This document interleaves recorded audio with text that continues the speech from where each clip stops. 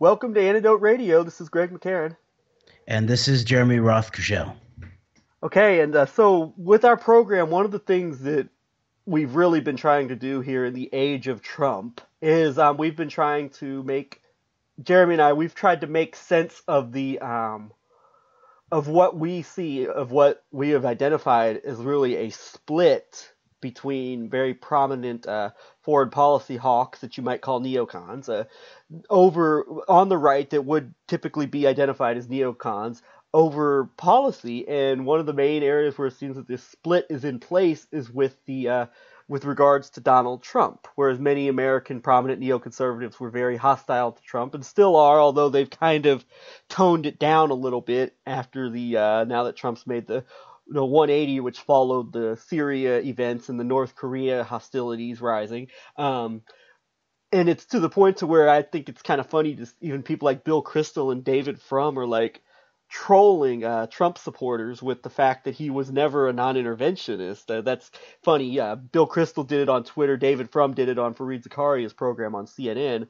But in trying to make sense of where these neocons are coming from, Jeremy has coined the phrase Israel's second to describe people like Bill Kristol and David Frum and Robert Kagan and that entire crowd of people who were very much involved with the Weekly Standard and various other outlets. And then you've got this other wing of the neocons from this Project for a New American Century crowd, including Frank Gaffney, John Bolton, and those two are closely aligned with David Horowitz and Pamela Geller, longtime agents of just outright hostility against Muslims, combined with pro-Israel rhetoric and also far-right rhetoric in the U.S. having to do with issues like immigration and other matters. And so in trying to make sense of this, we stumbled upon a series of interviews that a Trump foreign policy advisor named Sebastian Gorka has done in the last couple of weeks. And Gorka is an interesting case because Gorka would most likely be identified as being very close to the David Horowitz crowd, as he did a speech, a big presentation just this past November, I believe, or shortly before the election, at one of David Horowitz's conferences about ISIS and the threat of jihadist threat to America and to the West. And Gorka also comes from Steve Bannon's Breitbart. He was employed there as, I believe, their top national security guy. So, and Gorka's now in the Trump administration, advising the administration. And so Gorka, coming from this wing that was more friendly to Trump as opposed to the Bill Kristol wing, I took a lot of notice in what he said in these interviews. And he defended the strikes on Syria, saying that they're in our interest, and repeating the party line that has been repeated throughout the Trump administration, that this was necessary and that we had to send a message and we can't allow regimes to do this to their people. But some other comments that he made, he repeated these comments on the Laura Ingraham show, and the Laura Ingraham show is a major influence for like the Trump supporters. The Trump base, it's kind of a little bit closer to I would say the populist wing that's not so much not completely into like the Fox News bubble. So him coming on her show and saying that and talking is very important. He's also repeated this on the Breitbart news as well as on Fox News during Fox News interviews. Takes the line that we have to do this, but also he's saying that we're not neoconservatives. We're not here to nation build and to spread democracy and all this and that. We're only going to take action when it suits fundamental, vital American national interests.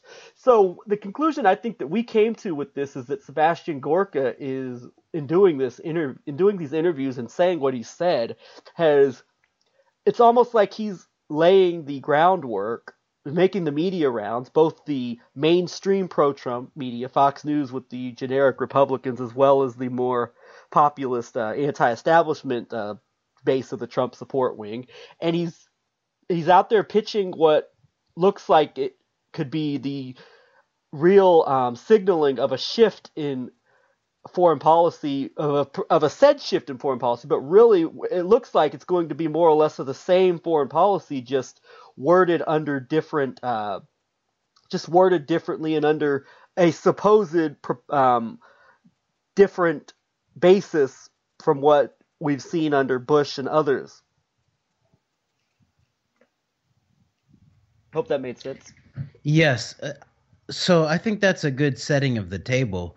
And Yeah, we need to think back about what the nature of the philosophical background of conservatism is. Um, they come from the sort of shadow side of Plato, and build. At least this is their philosophical background.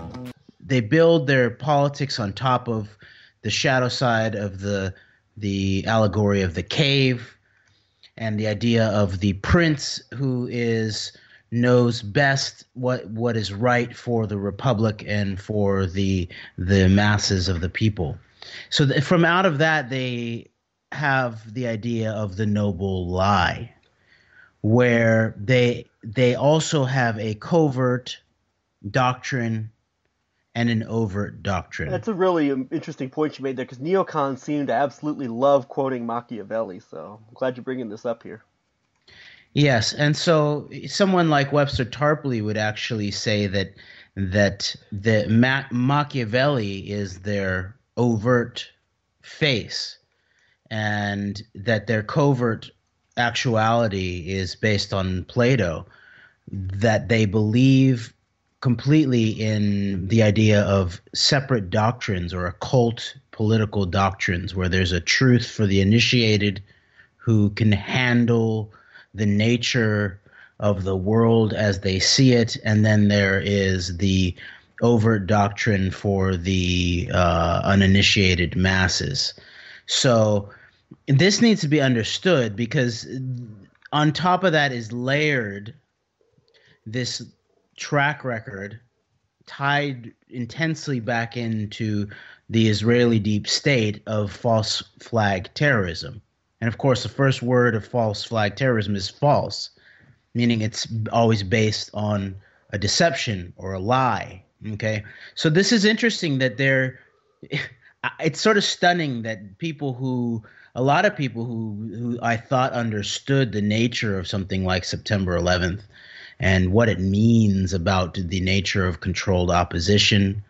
You know, who has told you the full truth about September 11th of your your controlled dissident right media? The same can be said for the controlled left dissident media.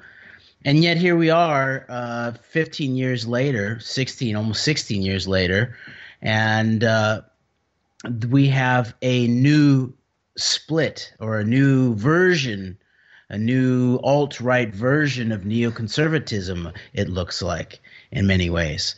And it's still, of course, based on the originating events of deep state sponsored terror, scapegoat terrorism. And going back to Gorka, it's very interesting that there is an unabashed push that he makes in his interviews about the Syria incident, that completely accepts the pretty obviously fraudulent line of the false flag line of the event that was used to initiate the Trump administration's launching of missiles into Syria.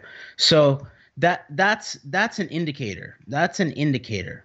Other people at the same time, like people like Ron Paul, who you could say is actually also an American firster in a very real sense, and a nationalist. No one would say that Ron Paul is not a nationalist, and yet Ron Paul was very quickly questioning the nature of the originating event. And let's put aside the slack in the truth line that Ron Paul has left in relationship to September 11th.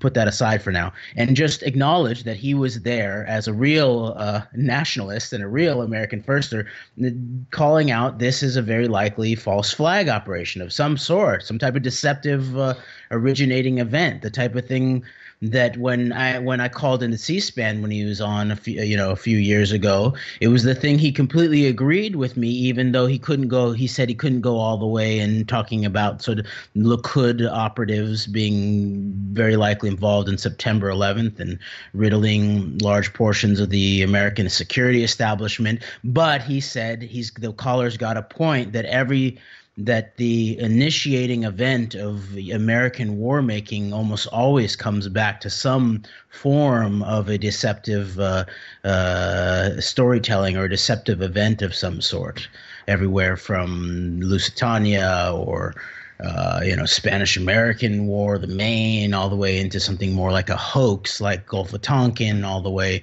through September 11th and the ongoing terror wars. So it's interesting. So you have this more authentic, I would say, American firster nationalist like a Ron Paul, clearly defining this initiating event for the sort of that's meant to, in many ways, to shape and to openly describe the coming form of the Trump administration's foreign policy. It looks like as a deception, and you have Gorka, who represents this so-called or this alleged "Make America Great Again," America First nationalist of the red hats and the MAGA hashtags, and the Steve Bannon representing Breitbart straight out of Jerusalem, Don't and forget the Pepe. sitting at the Don't forget the Pepe memes. and the Pepe memes, and the Netanyahu at the table with Andrew Breitbart and the whole crew. And there is the doubling down in the next generation of the initiating deceptive event. And so then on the flip side, and this is I guess where I was heading in a long chain of logic here, is that there is a new overt deception of the political philosophy that's being played on the masses, the ignorant masses, as the neoconservatives would see us, and that this is not neoconservatism. Neoconservatism believed in exporting democracy to the Middle East. That was silly, and that was there was a naivete there, and the presence of thousands of American troops in these lands to try to install democracy, and we're not that. We are American firsters and nationalists, and we only do things that are about American security, right? And but this is when it comes down to it, like we've spoken about before, when you look at this list that Wesley Clark exposed in terms of what the post 9/11, what Wesley Clark titled the policy coup, and of course Wesley Clark, like Ron Paul, is another one of these people who has not dealt with the obviously treasonous nature and deceptive nature of September 11th, but he has given us inside information about soon after September 11th in the bowels of the Pentagon and in the bowels of Paul Wolfowitz's Pentagon and Douglas Feith's Pentagon and Dick Cheney's Pentagon, there was the plan to take out these 7 nations that were very clearly not really about U.S. enemies, but they were much more tied into what were perceived as Likud Israeli enemies of some sort.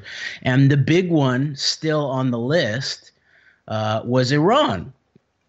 And of course, there's still some issues around Lebanon and obviously Syria, which were also on that list. So Iran was, I don't believe that anybody was ever proposing to put hundreds of thousands of American troops on the ground in Iran. Maybe someone was, but no, not even the sort of strangest neoconservative, I think, was taking that seriously.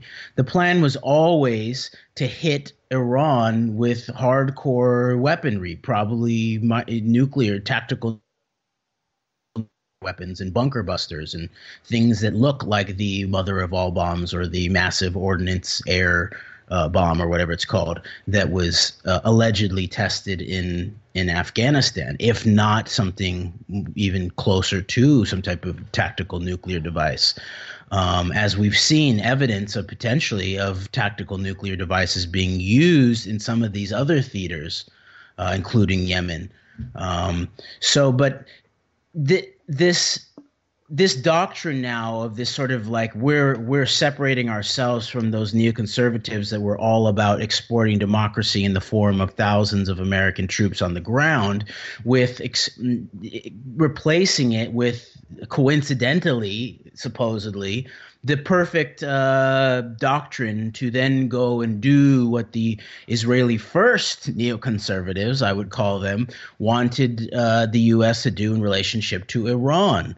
Bomb hardcore. And it's been clear that there's been tension in the United States security apparatus, the National Security Council, even people, whistleblowers like Gwyneth Todd, who was on the National Security Council, who along the way helped stand down under great threat to her own life and career. She had to leave the country, stand down potential initiating false flag operations, probably run out of Cheney's office in many ways, through treasonous commanders in the Navy, and she was able to expose some of that. And the Minot Air Force Base episode where nukes went missing and lots of deaths surrounding that.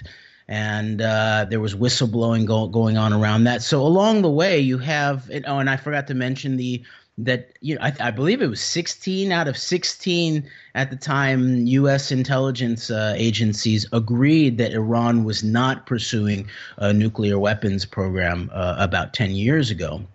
And even though you were still having the every 3 to 6 months the Israeli propaganda fed through the Zionist American media of this ongoing drumbeat of threat against the American people, which I pointed out to Mike Pompeo, the current CIA director, when he was just a congressman from Kansas, when he was just the Koch's congressman from Kansas. That's and our patriotic CIA director, by the way. Our great Roman, come in to discipline the Jews, I guess, if you're certain analysts. I pointed out that kind of scenario of where you have the media being used by a foreign power to threaten the American people with this apparition of an Iranian nuke that somehow was pointed at the United States of America that didn't even exist. That's terrorism. That's terroristic threats. That's what that is. And so along the way, you've had this tension inherent in the U.S. security establishment that we're not down with this escalation of tension with Iran towards a bombing of Iran. This was mainly being pushed by a foreign security state out of Tel Aviv. And then, of course, there were all these neoconservatives, some of them, I would assert, Israel seconders, such as potentially the Kagans, maybe the Crystals, maybe David Frum. But there was always these sort of more Israeli firsters who were basically like Netanyahu's henchmen and lieutenants in the United States of America. And they didn't care whether the United States was on top or Israel on top. And they actually probably would go with Israel on top of the new world order, the new Zio-American empire, away from the Anglo-American empire. Yeah, and that point you made there, I think that explains a lot of what you're seeing, like with the because you've seen like these religious Zionists are the ones that have really hardcore gotten behind Trump, whereas it's the more what you might call secular leaning Zionists are like maybe not so hot about Trump, but you look at like the really religious oriented Zionists and they seem to just be in love with Trump and his doctrine. So that's an important point you're making there with regards to who and what they see as actually being the head of what is called the New World Order.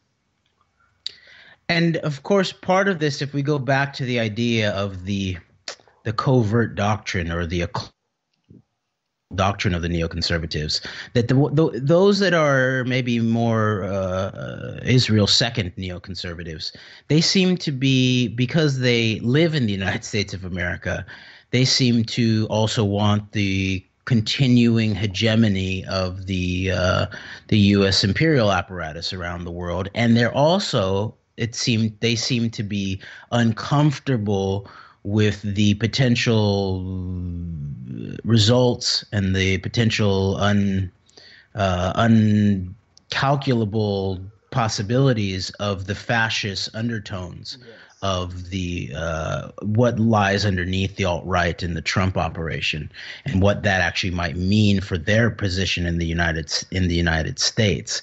And at the same time, it's been well known, even in the overt analysis of the neoconservatives, that they don't, of the what I would call the Israel second neoconservatives, the more American focused neoconservatives, that they are very much they're not religious. They are not believers. They believe that religion has a very important role to play in the construction of the collective effort, some type of social effervescence that holds the masses together. And so that's where you see this strong merger of Jewish Zionism and Christian Zionism that was pointed out, the way that the W. Bush administration was cynically utilizing this relationship with the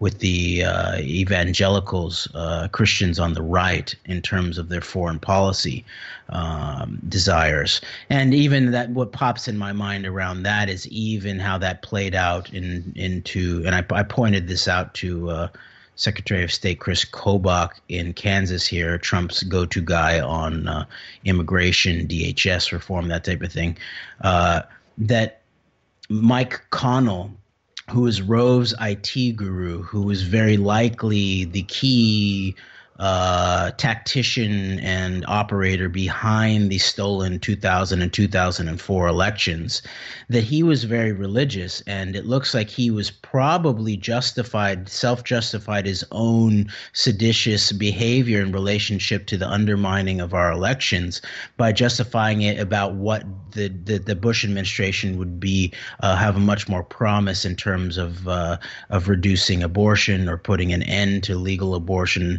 or that type of thing. And so he was in many ways, I believe, used by someone like a Rove, who is very much has the sort of the overt Machiavellian operator side that the neoconservatives love to work with.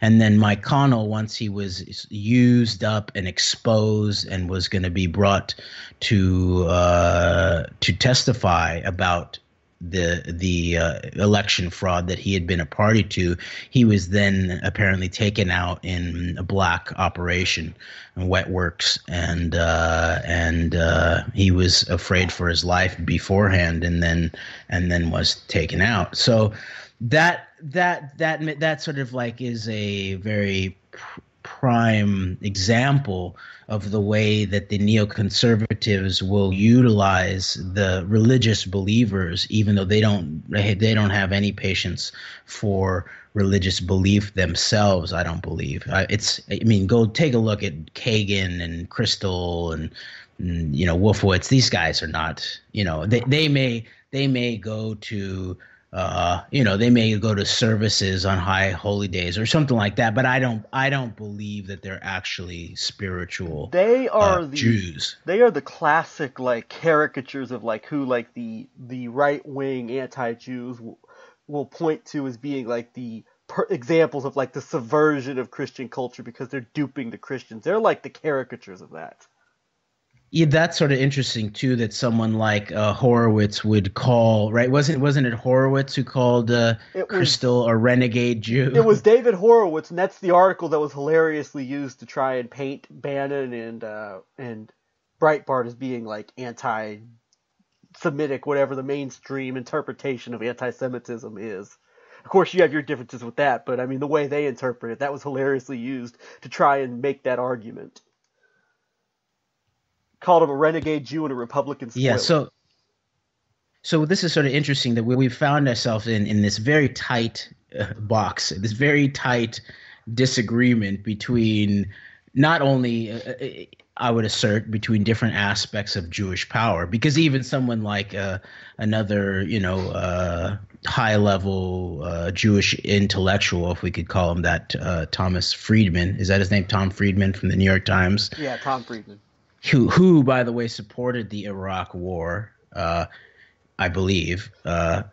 He after the fact, it took a neoliberal Jewish elitist intellectual to point out that he said he could identify 25 people, most of them Jewish, yes. within a couple miles of where he sat in D.C., yes. who that if they were not around during 2002 or something like that, that there would have been no Iraq war. And so here we are in many ways, like just having an even more minor sectarian a division that's attempting to be blown up into some sort of like neoconservative, not a neoconservative, sort of false dialectic of some sort.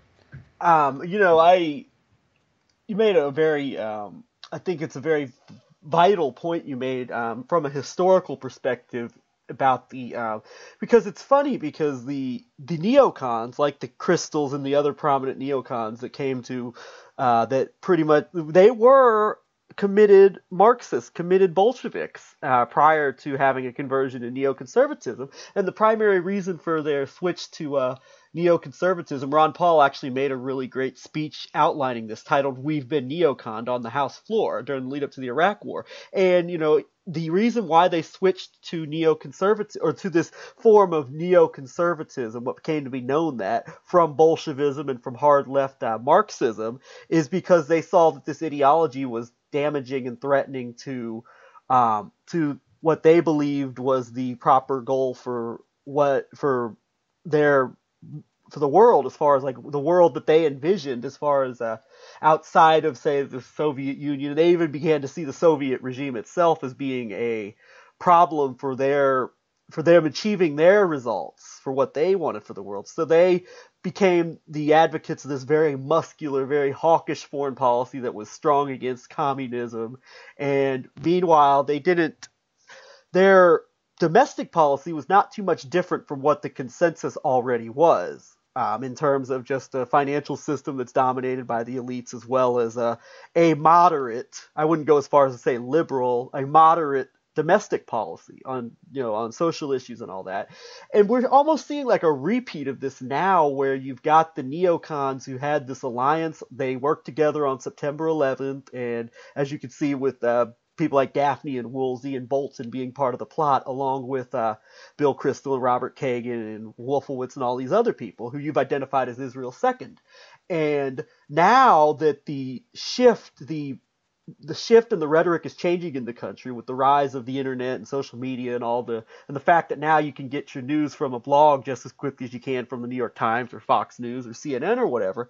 And people are taking notice of this, and there's been another split. This is just another variation of the classic split between the Bolsheviks, between many of the prominent Jewish Bolsheviks, which led to neoconservatism. And we're seeing this now, where we're seeing a split within the neocons, while they keep the same basic myths that have led to this entire war on terrorism, and the state that the world is currently in continues to be kept alive and continues to thrive. Yes, so this I think it's very important that you bring up their political background, that they at some point they flipped in some way from this sort of hard Bolshevik left, and they specifically they've been identified as and self-identified as early Trotskyites in terms of early in their lives. And so it is interesting that what they probably got from that political background that they bring into their swing to another form of politics in some way is the idea of a vanguard, and also the idea of making what they might see as revolutionary, audacious moves as the vanguard. And part of that, I believe, is also the degradation or the scorn that they have for democracy in many ways, which even if you trace that back to struggles within the Russian Revolution, that the Bolsheviks and the apparent backing by elements of Wall Street and Zionist power in the West. For the Bolsheviks specifically, That sounds like there was anti-Semitism. Come on now. You, well, yeah, I mean, but my point actually, which is interesting, is that of course that the other aspects of the Russian Revolution, which were also very Jewish, were more democratic. yes. We're aligned with aspects of a democratic revolution, and those were undermined by this ascent of the Wall Street backed Bolsheviks, apparently. Very true.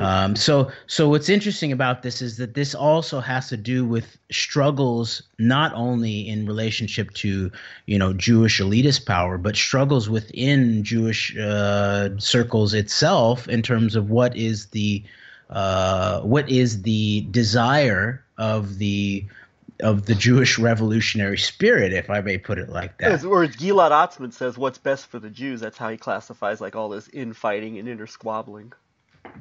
But I guess what I'm saying is that there's actually might be something very serious involved inside of this. Not and this is why I want to sort of parse this out from this what's really an intra neocon squabble between the Gorkas and the Gaffneys and the Horowitzes and the Kagans and the Crystals and the Frums to the actual struggle between elements, including inside the Jewish community, but in terms of the larger, wider human desires and ascent, I would say, towards democratic urges. Exactly. That is what has been undermined in the midst of this historical narrative that we saw play out over the 20th century.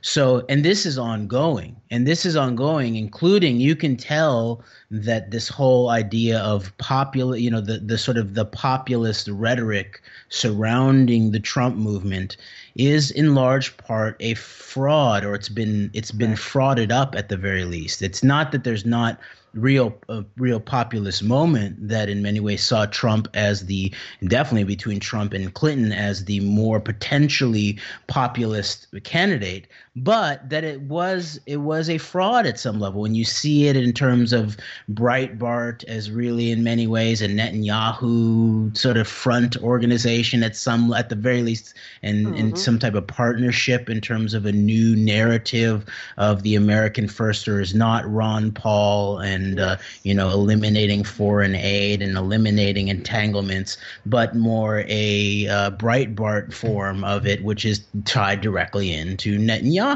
But then also this Mercer, this Cambridge Analytics side of this, where this was not done in terms of like they responded to what the people wanted and were actually going to, not only really go on listening tours or try to stoke a real town hall assembly type of culture on a local level, such as even like what Robert David Steele had said, about if Trump is serious here and wants to transcend the controlled media, he can go directly using like technology, like polling technology, to see what people think on a local level. And so that's not happened. Instead, it's this Mercer billionaire-based analytics, sort of narrative warfare, meme-based mind control of some sort that trigger words like the globalists and the nationalists, and yet it's still neoconservatives apparently, yes. At least in terms of a large portion of the administration and the Gorkas, and and this alleged debate between Bannon and Kushner, and I mean it's it's still Likud, and yes. Of course that's the missing piece a lot in terms of like these neoconservative debates, or even like a debate with like Kushner, Kushner is associated with the Democrat. Yeah. to be associated with like the Scoop Jackson type Democrats were actually a key portion of the early, rise of the neocons in the United States of America. But a lot of this diversity on the surface really comes back, can be explained at a deeper level by Likud and Netanyahu and Clean Break and Oded Yinon, and this is the aspect where it's a sort of it looks like an elitist Jewish Zionist squabble of some sort about what is who's going to be on top in the Zio-American empire, Israel or America. And those things you mentioned, ironically, like the Yinon plan and all that, are all things where these two different factions, regardless of where they align, nationalism or the global, American neocon, neoliberal consensus as far as what America's role in the world should be or whatever, they all perfectly agree. They all are in 100% agreement about Israel, and they're in 100% agreement about Iran, it seems like. Those are not the sources of their splits, regardless of what people want to try to say it is. Those are not the sources of the split between the two factions. And, it's interesting you mentioned, we talked about this is pretty much just a neocon squabble. It's very reminiscent of what went on within the Democrats, where you have the Clinton versus Sanders, and that was very much or even Clinton versus Obama. That was a battle, a war, very similar to what we're seeing with the neocons, I think, between two different factions within the liberal establishment, where you've got the Sanders people who are always kind of true blue to like the democratic ideals of the Democratic Party, fighting against these, and also the more progressive wing that got Obama elected, fighting against Hillary Clinton, which represents the establishment, which is too close to the right, much like you hear the neocons, the American neocons, are too close to the left. And that's the same. It's a very similar battle playing out within the neoconservative faction of the Republican Party. And that it's very much, I think there's a lot in common between those two battles, between what we saw on the left and what we're seeing on the left globally throughout Europe and what we're seeing on the right. And so I think that that's a very interesting parallel. And I think it's also important to point out that regardless of what differences there are between these wings, that have no doubt that Bill Kristol and Robert Kagan and Paul Wolfowitz and all these people, they understand perfectly well that this movement that's built around Trump is going to be very good for Israel and vice versa. I think that needs to be made clear. Yes, but see, at some level, there is the sense too, and the larger Jewish community, I think, is reluctantly beginning to understand this, and many have maybe many who understand this have just sort of withdrawn in a certain way from speaking about it publicly. But there's a sense that the current trajectory, and the current meaning like at the very least quarter century trajectory of the internal dynamics of Israel is a spiral towards self-destruction of some sort. And so it is interesting that this is the Achilles heel also of even, of course, the Israel second neoconservatives, and someone even like Netanyahu, who is such a he's a serious power player. And he protects himself, obviously. He's not only interested in his political ends, he's also interested in his own political position in many ways. I think that it looks like there's some type of struggle in some ways between the, Netanyahu saying, I'm the leader of this ship. And I pointed out that in the Federation of North America's General Assembly last November in D.C., I believe, it was Netanyahu who was brought on stage ultimately after they recognized Shimon Peres, who had recently passed away. And they, of course, recognized their Jewish Homeland Security, as they called it, or our Jewish Homeland Security, secure community networks. And I ran into an article, I think it was a Forward article, that pointed out that Jewish community groups had gotten 94% of the Homeland Security grants money surrounding security. I mean, and so just pointing out that there is an aspect to this that is there there's a racket aspect to this whole thing. But in many ways, this is also a millstone that is tied to the neoconservatives in many ways.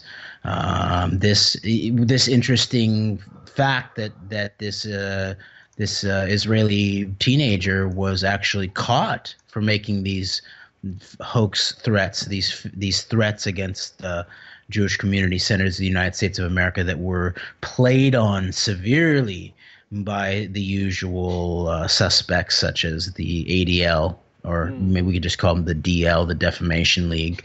And they haven't retracted their proposals to try to control dialogue on campus around boycott, divestment, sanctions, and trying to link that to potential radicalization and anti-Semitism. I haven't seen those.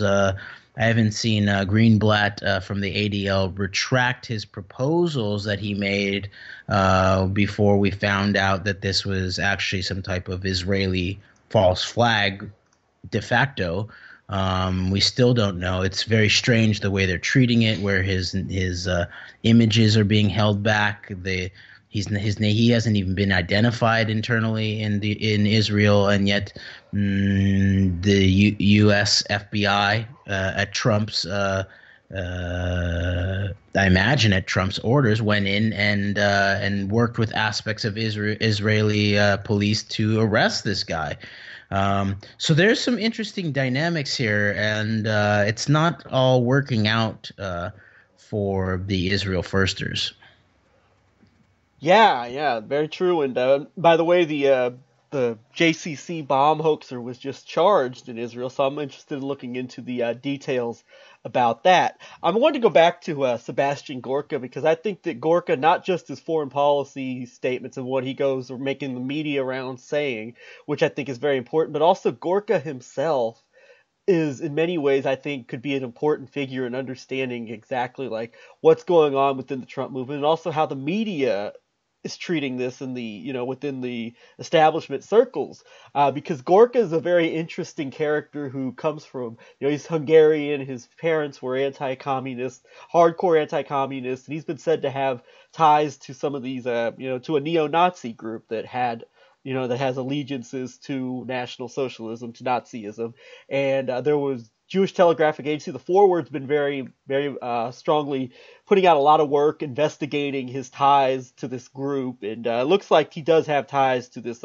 organization for what it's worth. But with this, we've talked a lot on our show about how many of these fights, like of alleged sentiments of anti-Semitism or anti-Jewishness amongst like the more alt-right, and you could say the Breitbart inspired wing around Steve Bannon of the Trump movement, constantly this narrative's been put out that they're anti-Semitic for this or that reason, whether it was the campaign ad which depicted George Soros and Goldman Sachs and the Federal Reserve of usurping our economy and of dominating the economic scene, or the Holocaust Remembrance Day statement which omitted any mention of Jews, or even like the thing like the Sean Spicer, which I think was more just of like a Freudian slip of the mouth rather than any sort of like effort to try and throw out some sort of idea of tension between like within like anti-Jewish sentiments among like the Trump base. But Gorka is another interesting one because it's like, I think a lot of people, much like they've come to see Steve Bannon as being like a heroic figure because of the way he was portrayed as being like, oh, see Breitbart is this, and this, and he's putting out this stuff that's nationalist and it's pro-Western and it's, you could say, pro-white in a lot of ways, or anti-immigration. So therefore, he must be one of us, combined with some things that he's allegedly said about not wanting his kids to go to school with Jews, and some of the articles that Breitbart has posted very critical of like Jewish secular liberalism, as we were talking about before, which is where a lot of this split comes from, these disdain that these people from this Breitbart inspired wing have for like liberalism and democracy in general. And you take that and you extend that to Sebastian Gorka, a guy with the perfect anti-communist credentials, I guess you could say, and he's being called an anti-Semite by a lot of these Jewish groups and left groups that say that that he shouldn't have any part in an administration. So while Gorka, much like Bannon, was pushed as a anti-Semite in a way that completely shielded the real impact and the real ramifications of what he represents in a way that legitimized him. I think the same thing's happening with Sebastian Gorka. So while he's getting called an anti-Semite and having these investigations into his ties to this neo-Nazi leaning group, he's out there being the voice that is legitimizing and is creating basically being the media mouthpiece for what is going to be the Trump doctrine's real foreign policy goals with regards to the so-called war on terror. Interesting points, because it does, this new updated Neocon 2.0, we call it too, is the place where it has been shifted a lot is not only in at least in terms of on the surface, is not only in terms of the foreign policy approach of we are going to bomb for American security interests, not put troops on the ground for the sake of democracy, but also in terms of the domestic policy, the mainly the language around the domestic policy, whereas the Neocon 1.0s, the Israel second neocons, it was the case that you couldn't really distinguish them in a domestic fashion from neoliberals. Economically, they were corporatists, as Steve Bannon might call them even. They were not economic nationalists by any bent. They were more interested in economic activity under the Iraq coalition authority under Paul Bremer rather than in Detroit. They had no strong stands on religion or abortion or these types of religious right type of issues. But this Neocon 2.0, there is a sense that things, the rhetoric has shifted, and I think Bannon and Gorka are probably the best ways to begin to understand what the dynamics of this new face of neoconservatism really is, even though they would deny, I think, that they were a part of that. They may even be in self-denial in some way. That's possible. I don't know. But Bannon talks about, at CPAC, he talked about economic nationalism. He talked about the corporatists. But at the same time, he is very much aligned in many ways, it seems, in terms of foreign policy with maybe the Israel second neocons, in terms of there's a pivot towards Asia. There may be some disagreement about Russia or China as the main target, but there is a pivot to the east of some sort. And there's also the underlying idea of the clash of civilization, specifically mainly focused on Islam.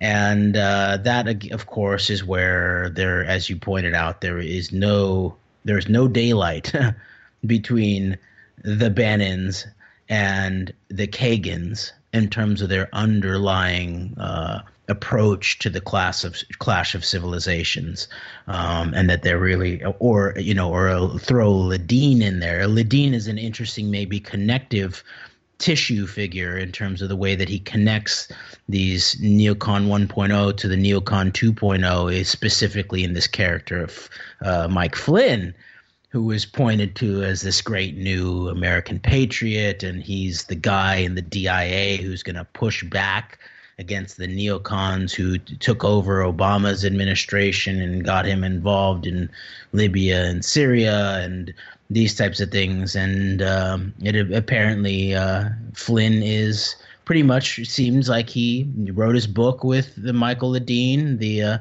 it was all about the clash of civilizations and the cancer in Islam, and very tightly linked into Turkish intelligence and of course back into Israel. So this is the foreign policy aspect of this is where you can really see that there's not much change here. It's the difference between bombs and troops on the ground. But ultimately, of course, all of the neocons probably agree about what nuclear bunker busters should be used on Iran, especially if there's not some other type of regime change done first. And they all agree on Iran too, and that's a very crucial point that's being left out of the narrative. Increasingly, I'm looking at Michael Flynn being forced out as perhaps that was a power play by some people who do not want who do not want to escalate the conflict with Iran. Perhaps that I look at that as perhaps being a power play, because I look at Flynn as being like the key player at the very beginning of the Trump administration that wanted to just like immediately target Iran. So I wonder about that. And I guess Yes, and I just but one point on that, and that's a good point, and that there's still a what we might even call a much more rational or sane U.S. Foreign policy establishment that's represented by overtly by people who are, allegedly outside of it, like people like Ray McGovern and his group at Veteran Intelligence Professionals for Sanity, journalists, national security journalists like Robert Perry, even even ambassador types. I think they're the the Leverets, I think they're called. They wrote a book about Iran and how there should be a new approach to the U.S. approach to Iran should be much more in line with a de-icing of the tension and a relationship. And of course, a little part of this that's a little bit of tension creating secretive, of course, is the intertwining of the U.S., Iran, and Israel, not only in terms of Iran-Contra, which, of course, what's missing in Iran-Contra is Iran-Israel Contra, that Israel was the medium for some of these covert deals and trade and weapons trade and that type of thing, but also back to the Iranian Revolution and the October surprise and the role of the Bush CIA. But also Robert Perry has written a very recent article about why not expose Israel Gate in relationship to Russia Gate. And he brings up some interesting history about what the forces that were trying to cover up the key role of Israel in aspects of the October surprise. But then even beyond that, there's the relationship with the Bush CIA to the helping the installation of Khomeini and helping him come in from Paris and giving his early administration lists, apparently, of students and leftists, assassination lists of sorts. So there is a still tangled web there, and I don't know. It could be my sense is that this is part of this ongoing debt that aspects of the U.S. Foreign policy establishment have towards Israel in relationship to Iran, if it really is that the current relationship with Iran is blowback and that this is not some larger sort of orchestrated strategy of tension, which it might just be. yeah, so many layers to this, and So, Greg, are you there? yeah, I'm here. I apologize. I had my mic That's off okay. for a second. Yeah, there's so many layers to this, and I guess we could spend our entire lives trying to make sense of all this, but we can just give the best analysis that we can get. I guess since we've got a few minutes left, real quick, wanted to touch on the just maybe this is real quickly, like 3 or 4 minutes, touch on this French election where the first round is going to be held tomorrow, and where the way the French election works, I believe, is that there are 2 rounds. The first round, you have all the major candidates. And then the second round, the 2 candidates that get the most votes move on to the final round, which is where the new president is determined. And in this race, it's extremely interesting now because not only do we have Marine Le Pen, who's long been in the media as the far-right Trump-like candidate representing France, but we've also now got the rise of a far left, more in line with Jeremy Corbyn in England, more radical, you could say, than Bernie Sanders, at least in his rhetoric. That's Jean Jean-Luc Mélenchon, I believe his name is. So what we've got now is we've got an interesting race where we've got the establishment candidate, represents the typical neoliberal consensus as far as what the global New World Order should look like. And then you've got not just one, but two quote unquote populist candidates that seem to have a real shot at making this final round of this French presidential race. I just find this extremely fascinating, and it's going to be a very interesting election to watch play out. Something that we should have been keeping an eye on for a while. Yes, and this is very instructive too, I'd say, about a few things about European politics. First of all, this key point that like so much has been made of Le Pen and as the real grassroots populist candidate to keep an eye on, and I'm definitely somewhat of an ignoramus when it comes to the internal politics of countries around the world, and I have no one to blame but myself for that. But I find it interesting that I hadn't even heard of this French Corbyn Mélenchon guy, if I pronounce that correctly, up until the last week, and so that's one aspect of it. It looks like that you have this sort of controlled right fake populism of some sort, if I may call it, that's aligned with the Brexit and the Farages and the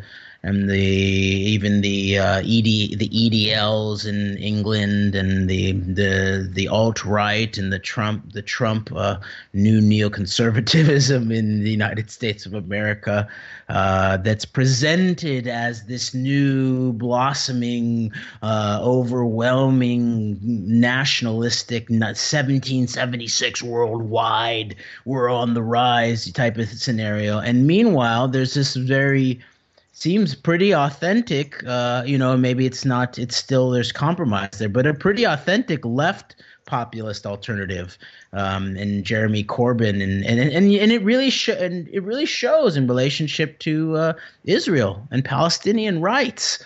And and I was pointing out to people, I was like, this Brexit thing, this looks, sure, the oligarchs, we don't want them running our national economies, and we believe that we could have, if we were European, we could have a European economic relationships without having oligarchs in charge.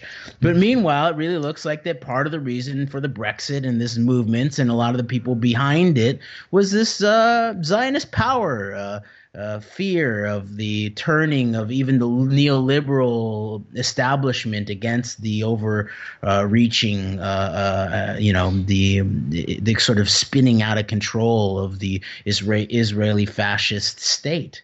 Yeah. So there's a lot to learn here, I'd say. Yeah, and I think that I see this as definitely being a topic that we're going to be coming back to and talking about again on this program, as this election it looks like it's going to be a very important one, a very instructive one. I think it's going to say a lot about where the policy's headed in the West. And so on that note, we're going to sign off here, and until next time, take care. Yeah, thank you very much for listening, and make contact with us on Twitter or on YouTube. And thank you so much for your attention. And thank you so much, Greg, for the educational conversations. Same to you. Thank you. All right.